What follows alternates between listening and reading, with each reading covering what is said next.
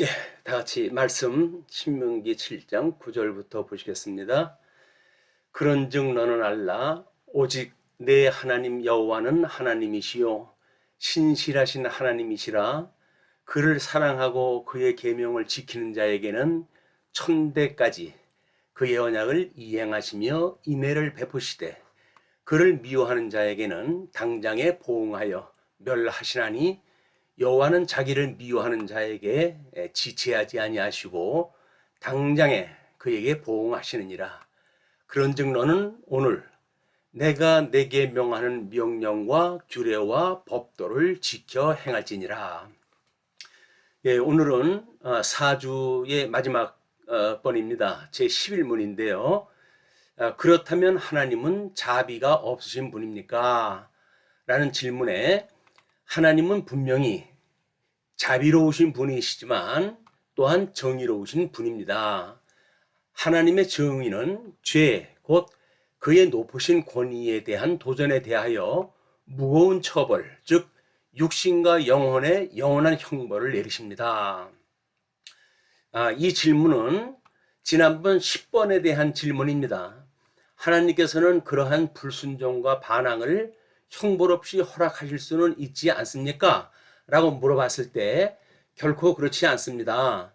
하나님께서는 우리의 자범죄뿐 아니라 태어날 때부터 지니는 원죄에 대하여도 대단히 진노하십니다. 의로운 재판관이신 하나님은 이제는 영원히 죄인들을 벌하십니다. 하나님께서는 다음같이 선언하셨습니다. 율법에 기록된 모든 말씀을 지켜 행하지 아니하는 자는 저주를 받을지어다 라고 말씀을 하셨기 때문에 우리는 하나님이 형벌 없이 또는 그렇게 불순종과 반항을 허락하시는 그런 그 분만이 아니라는 거죠. 이거는 우리가 끊임없이 아마 신앙적으로 혼돈이 오는 겁니다. 사랑의 하나님이라 하면서 어찌하여 이 땅에 심판이 끝나지 않습니까? 그래서 전쟁이 끝나지를 않고 기근과 가뭄과 이런 진노가 끝나지 않은데 어떻게 하나님은 또 사랑이라고 그러십니까? 라고 하는 마치 이원론적인 개념으로 이걸 받아들이는데 오늘은 이 문제에 대한 답을 얻으셨으면 좋겠어요. 자, 오늘 이제 질문한 부분이 하나님은 자비가 없으신 분입니까? 라고 물어본 거예요. 그러나 하나님은 분명히 자비로우신 분이지만 또한 정의로운 분이십니다. 라고 이야기를 했어요. 그래서 하나님의 정의는 곧 죄, 곧 그의 높으신 권위에 대한 도전에 대하여 무거운 처벌, 즉 육신과 영혼의 영원한 형벌을 내리십니다. 라고 이야기를 했거든요. 여기서 그의 높으신 권위라고 하는 그 이야기는 절대 이성적 하나님의 기능에 도전하는 것, 그걸 이야기를 하는 거예요. 그래서 우리 하나님은 선과 악이라고 하는 절대 기능을 가지고 계시고 아담이 이거를 하나님 앞에 흉내를 내다 결국은 저주를 받은 거 아닙니까? 그래서 하나님은 선하신데 선하신 것은 좋아하시는 권령으로 이걸 이제 주시고 그걸 지키는 자들에게 기뻐하시는 거거든요. 또 싫어하시는 걸 금령으로 주심으로 해가지고 그거에 의해서 이루어지는 일들을 하나님께서 기뻐하시는 거예요. 그걸 우리가 하나님의 법이다 이렇게 이야기를 했습니다. 최상위의 법, 바로 길이요 진리요 생명이신 하나님의 그 법이 무엇인가를 우리가 알아가는 일은 우리 모든 도덕법을 이해하고 또는 율법과 계명과 율례와 규례와 법도와 또는 사랑의 법을 이해하는 데 매우 중요한 요소입니다. 그렇기 때문에 이거를 이런 선과 악이라고 하는 것을 마치 하나님은 선하시기 때문에 악한 것은 하나님께로부터 나오지 않는다는 이런 오해를 할 수가 있는 거예요. 그러나 하나님은 선악을 일반으로 여기시는 분이거든요. 일반으로 여기신다는 이야기는 하나님께서 이미 창조하신 모든 것들은 빛과 어둠으로 나누셔서 이렇게 하나님의 이름을 거룩히 여김을 받으시는 사역을 하시는 거지. 그것이 마치 하나님은 능력이 부족해가지고 사탄이요 마귀요 악마에게 괴로움을 당하는 하나님이라고 오해를 하시게 되면 그는 신론에 대한 오해가 있는 겁니다. 그러나 이제 이 하나님의 뜻을 우리가 분별하게 되면 선하심과 기뻐하심과 온전하신 하나님의 뜻이 무엇인가, 이걸 우리가 깨닫게 되어지고 비로소 영적 예배를 드리게 되어지는 겁니다. 나중에 이제 뭐 인간 간의 관계라든지 이런 거는 자세한 시간에 한번 이야기를 하기로 하고, 여기에 각주가 7번, 8번, 9번 있는데 요거는 여기에 각주를 소개해 드렸으니까 이걸 시간을 내 가지고 한번 읽어 보셨으면 좋겠어요. 자, 이러한 그 섭리는 하나님의 섭리 사역에 준한 거라고 늘 이야기를 해왔습니다. 하나님의 이 섭리 사역은 이중 예정을 이루시고 작정을 이루시는 것이 하나님의 하시는 일이라고 우리가 이제 확인할 때 했지 않습니까? 그러면 이중 예정이란, 하나님께서 우리 신명기 11장 7절에 보시게 되면 내가 오늘 복과 저주를 너희 앞에 두나니, 우리는 아브라함한테 주었던 그 복을 이런 저주와 상관없는 걸로 오해를 하기 때문에 우리가 이런 갈등이 일어나는 거예요. 하나님은 자비로우신 분이지만 공의로우신 분이라고 하는 대답을 못하고, 하나님은 우리들한테 이 아담한테 주어진 복을 결코 이제 그걸 취소하지 않으신다, 이렇게 이야기를 하는데, 그것에 대한 확증은 유월절 어린 양을 통해 가지고 드리시는 십자가의 도를 통해 가지고 이루어지는 사건이기도 합니다.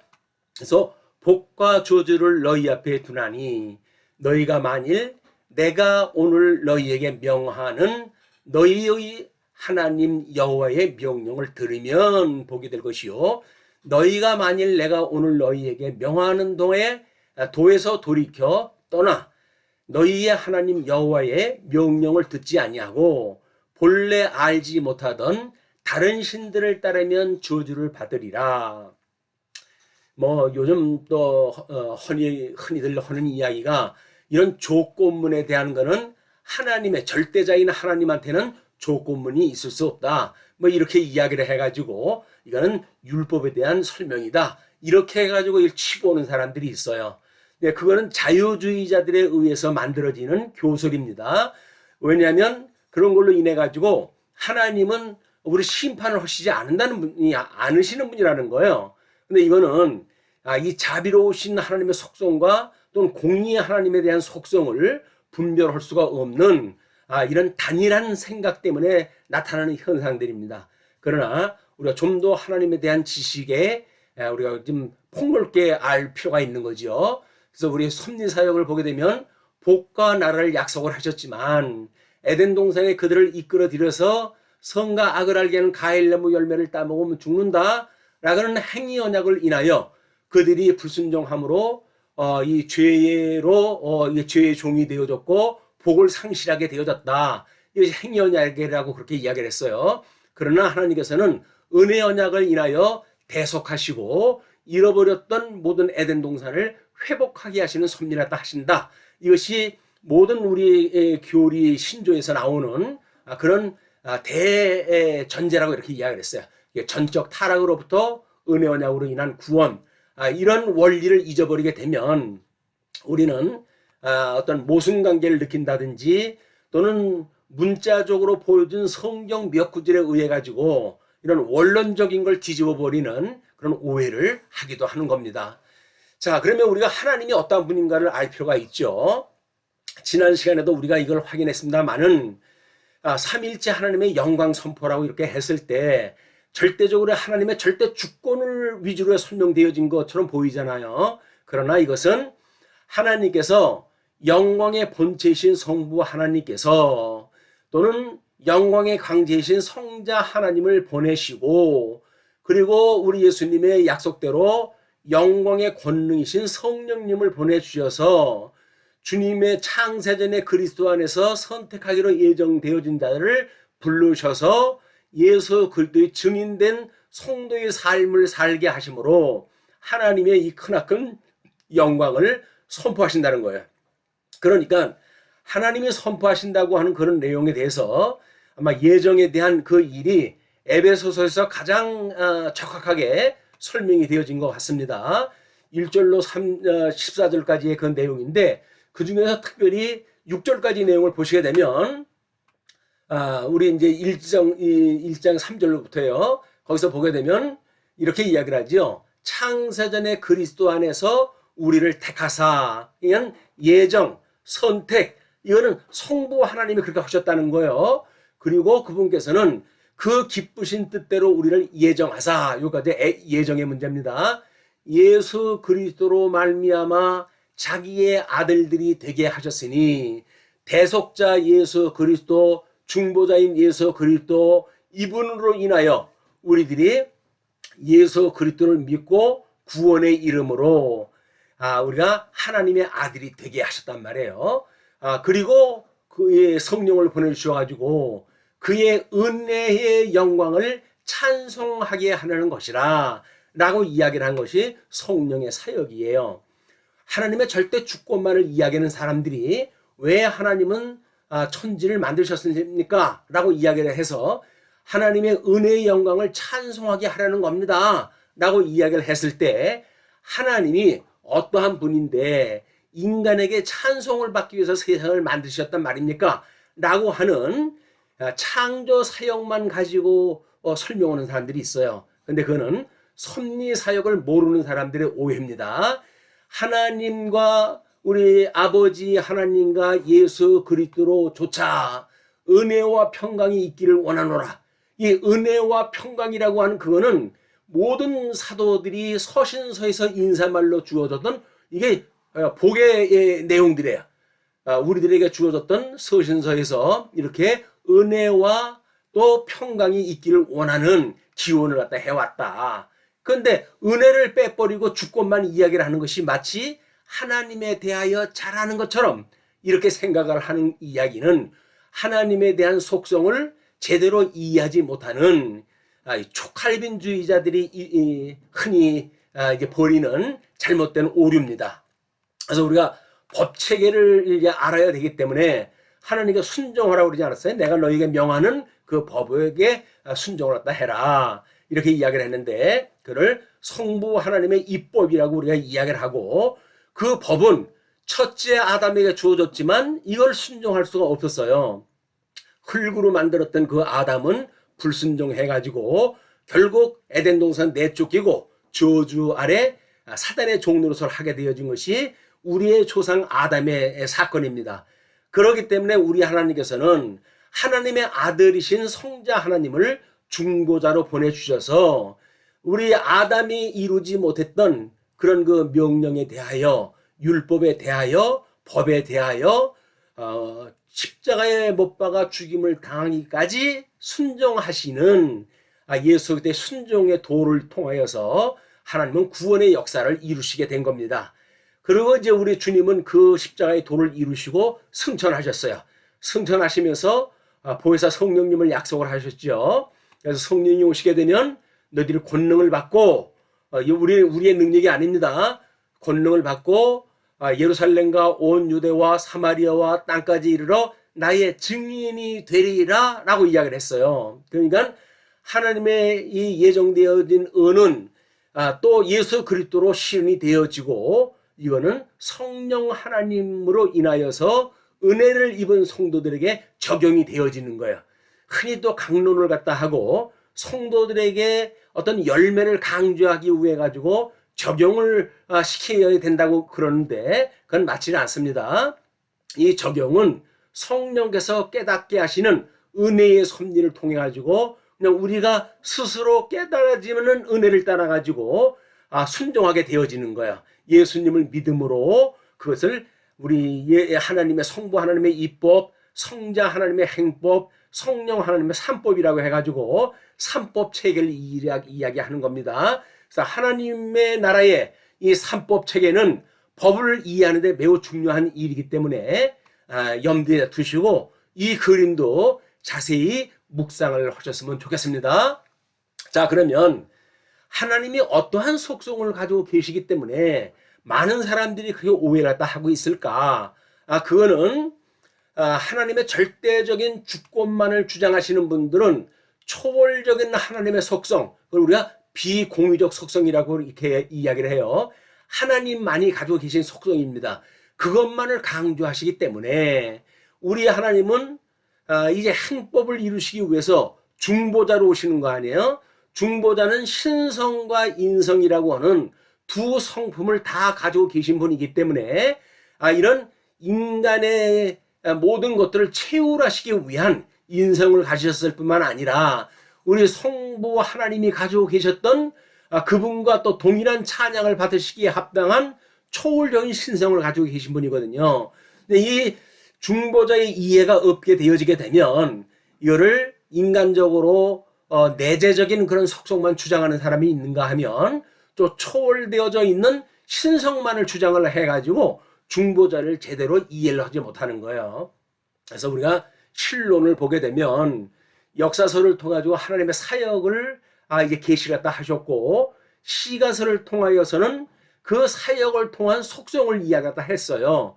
그리고 선지사를 통해 가지고는 바벨론의 포로로 끌려가 가지고 마치 주권도 잃어버리고 다 나라가 잃어버리는 것 같았으나 실상은 하나님이 살아계시기 때문에 너희들은 용기를 내고 하나님을 믿어라. 그리하면 남은 자를 너희에게 다시 회복을 시켜주마 라고 했던 약속을 이루신 것이 구약 성경의 전체의 주제입니다. 이게 자 이런 주제를 통해 가지고 우리 시가서의 내용을 보시게 되면 이거는 사역상 속성이에요.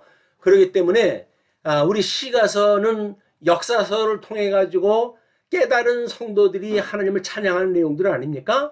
욥기, 시편, 잠언, 전도, 아가 이 5가지 시가서가 결국은 하나님의 속성을 나타낸 겁니다. 욥기는 신정적인 하나님을 설명하기 위해 가지고 하나님은 전능하신 분이다. 이걸 이야기를 하신 거예요. 왜냐면 아무 죄도 없는 그 욥으로 하여금 이렇게 애매한 고난을 주는 것이 옳습니까? 라고 하는 문제에 신정론적인 문제가 걸리는 거거든요. 그러나 이걸 통해 가지고 우리 하나님은 전능하심을 드러내시기 위한 거다. 중보자 예수님이 오셔가지고 고난을 받을 것을 욥기를 통해 가지고 우리한테 알려주신 거기 때문에 이거를 신학적으로 해석하지 못하게 되면 욥기도 해석이 안 되는 겁니다.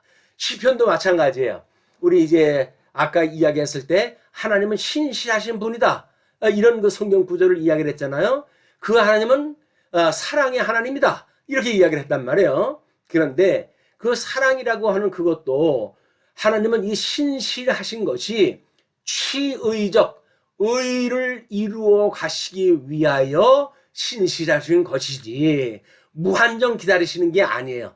다 때가 있다고 하지만은 택한 백성들이 구원에 이를 때까지 입맞은 숫자에 탈 때까지 너희들은 고난을 견뎌라. 요한계시록에 가면 그런 말씀이 있죠. 그 이야기는 하나님께서 의로 부르기 위로 예정되어진 자들이 있기 때문에 그들의 모든 의를 다 이루시기 위해서 오랫동안 참으시고 언약하신 것을 이루신다고 하는 것이 시편의 주제입니다. 물론 이 잠언서도 있고 우리 전도서도 있지만 여기서 직접적으로 이번 주제에 관계가 되어지는 것이 선택적 자비성이에요. 하나님은 그럼 자비가 없으신 분입니까? 라고 이야기를 하잖아요. 그러나 하나님은 자비로우신 분인데 공의의 하나님을 말하지 아니하고 그냥 자비만 말하는 것은 상대적인 문제란 말이야. 하나님은 택한 백성들을 위하여 자비성을 보여주시는 거지. 이미 창세전에 버리기로 예정되어진 유기하기로 이제 예정되어진 그 사람들을 위해서 자비하신 분은 아니신 거예요. 언젠가 대그룹의 그 회장이 그 기독교인들에게 묻는다 이렇게 이야기를 하면서 하나님이 사랑이시라며 왜 전쟁이 끝나질 않는가 이렇게 아주 질문을 갖다 했어요. 하나님이 사랑이라고 그러니까 그 자비성이 불택한 백성한테도 자비성인 줄 아는 거지요. 이거는 공의성을 가지고 계신 하나님을 모르는 단편적으로 보기 때문에 나타나는 현상이다. 그래서 하나님의 이 자비성 이거는 초월적인 하나님의 그 속성이에요. 모든 그 우리 내재적인 그런 그 속성이에요. 그러나 그것은 선택이라고 하는 초월적인 하나님의 예정이라고 하는 문제, 이중 예정론부터 이것이 나오는 이야기다. 이거를 염두에다 두시고 공부라도 하셨으면 좋겠습니다. 여기서 이제 이 파란 그림 안에 있는 것이 내재적이고 그 다음에 여기에 이 청색으로 되어져 있는 것이 초월성을 나타내는 것이라고 이렇게 표현이 되어져 있어요. 그래서 이 초월성은 비공유적 속성을 이야기를 하고 내재적인 거는 공유적 속성을 이야기하는 것이다. 그래서 이 적이라는 사전적 의미를 여기다 풀이를 갖다 해드렸으니까 이렇게 우리가 내재적 초월성이라고 하는 이런 세계관을 갖는 것이 매우 중요합니다.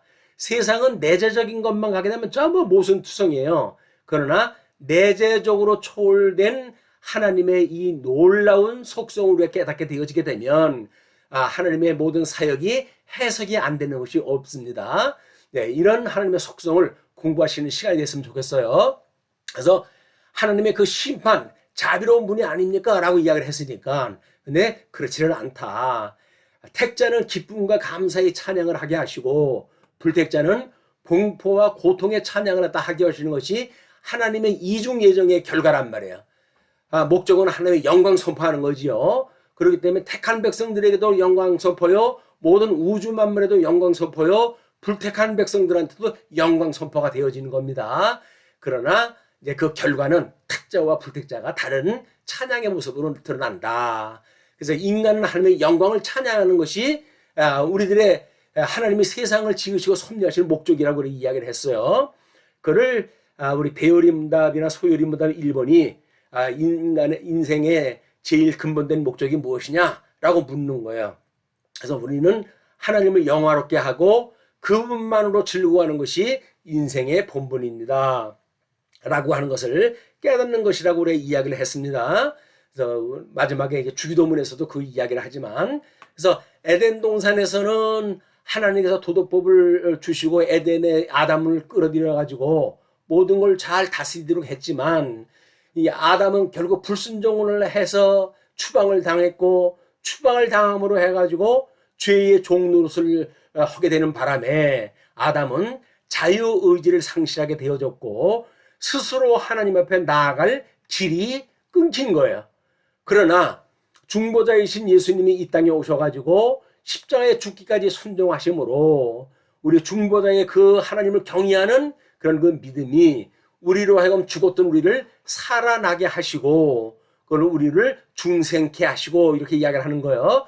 그러니까 중생케 되어졌던 우리들은 자유의지가 회복이 되어져서 성령의 소욕은 자유의지, 자원하고 기뻐하고 즐거운 마음으로 하나님을 경외할 수 있도록 하나님께서 회복을 시켜주신 겁니다. 그러므로 이것까지도 기계적으로 되어지는 것처럼 성도들의 삶을 풀이하는 것은 아주 그 인간론에 대한 오해가 있는 거예요. 은혜를 깨달은 사람들은 자원하고 기뻐하고 즐거운 마음으로 하나님을 경외하는 일이기 때문에 마치 주권도 없고 자유의지도 없는데 그냥 하나님께서 강제로 허기 하시면 하는 거고 못하게 하면 못한다 라고는 하나님의 주권만 이야기하는 걸 맞지 않습니다. 우리 마음의 사전적 의미에 대해서 그걸 잘 설명을 드렸죠. 우리 5가지의 품성이 있는데 5가지 품성 중에 감정이나 의지, 생각 따위를 느끼거나 일으키는 작용, 요 마음의 작용이란 말이에요. 마음의 작용. 그것이 지정의라고 하는 인격적인 요소로 설명을 하다 드렸어요. 뿐만 아니라 사람의 생각, 감정, 기억 따위가 생기거나 자리 잡는 공간이나 위치, 요게 처소의 문제, 처소.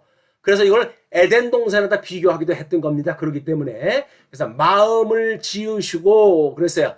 우리 사람을 하나님께서 지으신 하나님께서 우리의 마음도 지으시고 그 마음을 감찰하시나니 이걸 우리가 어떤 마음을 가지고 하나님 앞에 살아가는지 감찰하시고 어떤 자는 택한 백성으로 천국에서 살아가게 하시고 어떤 자는 불택한 백성으로 지옥에서 살아가게 하시는 이런 것을 하나님께서 이야기하고 계시다. 그래서 하나님을 경외하는 것이 마음을 다하고 목숨을 다하고 뜻을 다하고 힘을 다하여 주 너희 하나님을 사랑하라고 하시는 거예요. 내 마음을 다한다는 건 뭐예요? 이걸 다한다는 거예요. 이 마음을 다한다는 거예요. 지정의의 모든 인격을 통해서 이제 마음을 다한다는 겁니다. 목숨을 다한다는 건 뭐예요? 생사에 대한 문제예요. 영이 죽었는지 살았는지에 대한 생사의 문제를 통해 가지고 다 한다는 거예요. 뜻을 다하여는 뭐예요? 하나님의 선한 뜻이 무엇인가에 대한 이야기예요. 하나님의 선한 뜻이 무엇인가를 분별하고 뿐만 아니라 우리에게 주어진 힘이 있다고 한다면 육신으로 가지고 있는 모든 힘을 다해 가지고 하나님을 이제 사랑을 하라고 하는 이야기인데 이거는 어떤 인간도 할 수가 없는 겁니다.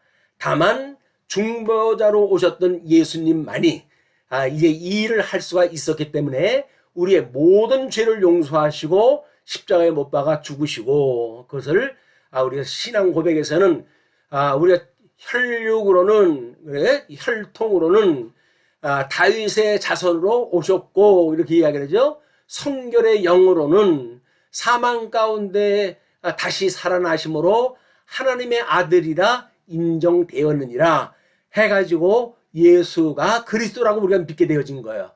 그렇게 돼서 예수님의 이 하나님을 사랑했던 그 사랑에 우리가 그걸 믿는 믿음으로 해가지고는 예수의 형상을 닮아가면서 하나님을 사랑하는 것을 조금씩 이루어져 가는 것을 성화라고 이야기한다고 그랬어요. 그것을 요한 1서 2장 2절에서는 그는 우리 죄를 위한 화목제물이니 이렇게 이야기를 했잖아요. 그러니까 당신을 제물로 완전히 이걸 바침으로 해가지고 만들어진 일이기 때문에 인간의 이런 그 하나님 앞에 드리는 어떤 제사의 행위로는 이루어질 수가 없는 거였다. 우리 주 예수 그리스도의 은혜, 놀라운 구속의 은혜만이 우리가 하나님과 화평을 이룰 수 있도록 은혜를 하셨기 때문에 은혜와 평강이 너희가 함께 있을지어다. 끊임없이 우리 믿음의 선배들은 우리들에게 그렇게 권면하다 한 겁니다. 그래서 이 도덕법은 예수님의 순종으로 이루어지는 것입니다. 중보자이신 예수 그대의 순종으로 이루어지는 것이고, 아담은 불순종을 해서 도저히 인간을 할 수 없음을 우리한테 보여준 거예요. 이걸 인간의 힘으로 뭘 하겠다든지 이런 것도 또 오만입니다. 자, 그러면 우리 구원의 서정에서 하나님께 돌아가는 의식변화라고 이야기를 했는데, 상실했던 마음이 다시 하나님을 향하여 돌아선 것, 이걸 회개라고 이야기하지 않았어요? 이런 회개라고 하는 이 마음을 잊지 않기 위해서는 끊임없이 우리가 믿음, 우리의 은혜의 외적 방편 세 가지가 있죠. 말씀과 세례의 성례와 그걸 기도라고 이야기를 했어요. 그냥 말씀을 끊임없이 일용할 양식을 구해야 될 뿐만 아니라, 그리고 우리가 예수님을 믿었을 때에 내가 예수님과 함께 죽고 예수님과 함께 살아났어요 라고 했던 신앙 고백했던 세례 받았을 때 초심을 끊임없이 잊지 말고 기념을 해야 되는데, 그 기념토록 주신 것이 뭐라고요? 성례라는 겁니다. 성찬. 그 성찬을 통해 가지고 끊임없이 내가 예수님으로 인해 가지고 다시 살아났지, 예수님이 나의 구주가 되시는 분이지, 이걸 기억하라는 거야. 그래서 하나님께서는 가장 안전하게도 그 성찬의 방법을 우리 식사 대신에 이걸 주셨잖아요. 지금은 교회에서 뭐 사람이 많기 때문에 이걸 한꺼번에 할 수가 없으니까 1년에 그저 몇 차례 우리가 정해놓고 하지만, 옛날 우리 고린도 교회라든지 이런 데를 보게 되면 일반적으로 성도들이 모여서 식사할 때 그걸 성찬이라고 이야기를 한 거예요. 그러니까 지금도 우리가 예배가 마치고 교회당에서 우리가 중식을 함께 한다는 이야기는 매우 중요한 의미가 있는 겁니다. 성도의 교절에서 의미가 있기 때문에. 그러나 그거를 단순히 요식적인 행위로 해가지고 뭐 이걸 전부 돈으로 환산한다든가 이런 일들은 복음을 깨닫는데 방해가 되어지는 거예요. 잘 염두에 두셨으면 좋겠습니다. 자, 그래서 이제 우리 주기도로 해가지고 마칠 겁니다. 주님이 가르치신 기도는 지난 시간에도 이야기를 했어요. 양대 언약에 대한, 우리 근본 언약에 대한 모든 것을 이야기하는 것이고, 이건 기독교의 세계관에 대한 설명이고, 또는 우리가 날마다 고백을 하는 사도신경의 이야기고, 뿐만 아니라 우리가 경외하는 삼일째 하나님의 내용이다. 이거를 일목요연에 설명했다고 그랬어요. 그래서 하늘에 계신 우리 아버지요 라고 하는 그 이야기는 뭐예요? 이미 창세전서부터 모든 것을 작정하시고 예정하신 분, 그 하나님을 우리가 그렇게 부르는 거야. 그 하나님께서 천지를 만드셨기 때문에 천지를 창조하셨던 하나님을 무엇이라고 고백을 합니까?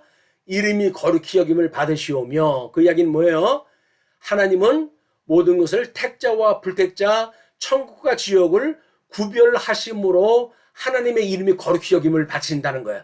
그리고 나라가 임하시오며, 그 이야기는 천국과 지옥이라고 하는 나라가 이미 천상계 창조할 때 있었으니 이것을 천하계에서도 그대로 이루어 주세요. 그 이야기가 뜻이 하늘에서 이루어진 것 같이 땅에서도 이루어지이다 라고 우리가 매일 기도를 하는 겁니다. 그걸 섭리사역이라고 이렇게 이야기를 했죠. 섭리사역은 행위언약과 은혜언약으로 되어져 있기 때문에 전적 타락을 인정하지 않는 사람들은 이 구속의 은혜를 우리가 깨달을 수가 없어요.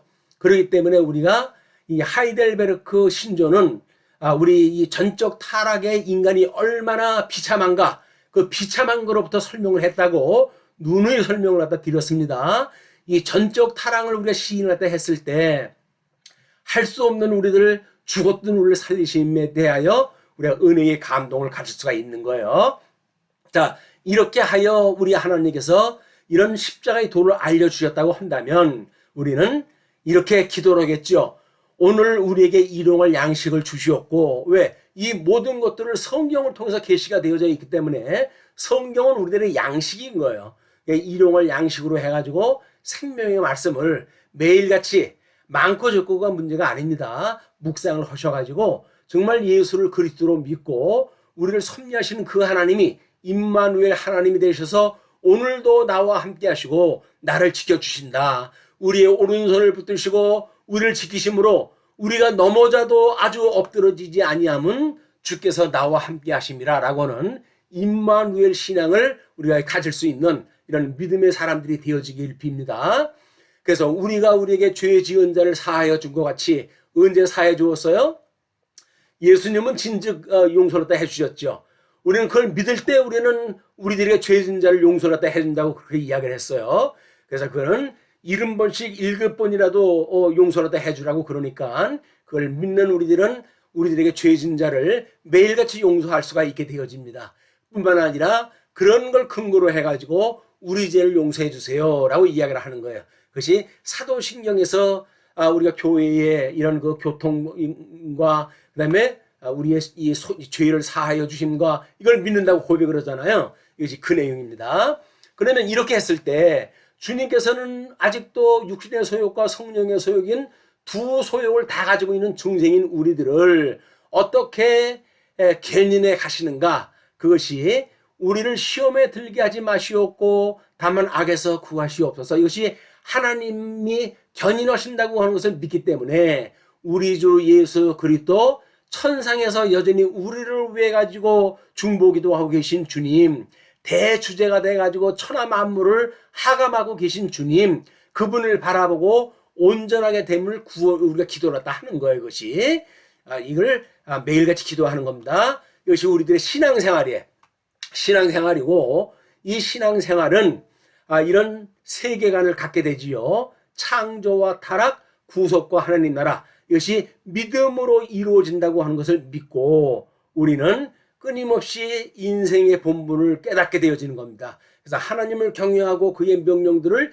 지킬지어다 라고 했던 전도서의 이야기처럼 사도신 우리 이 주기도를 통해 가지고는 나라와 권세와 영광이 아버지께 영원히 있습니다. 그게 뭐예요? 이 나라와 그 다음에 이 모든 권세가 이루는 이 권세와 그리고 영광, 하나님에 대한 모든 영광이 하나님께 있습니다 라고 우리가 고백을 하고 그걸 믿는 믿음으로, 이걸 믿는 믿음으로 아멘 하고 주기도를 마치는 거예요. 그것이 우리 사도신경에 대한 고백이고 또는 삼일체 하나님의 사역이다. 이걸 우리가 깨달아 알고 십자가의 도를 끊임없이 붙들고 살아가시는 또 우리 다음 만날 때까지 그런 기간이 되어줬으면 좋겠습니다.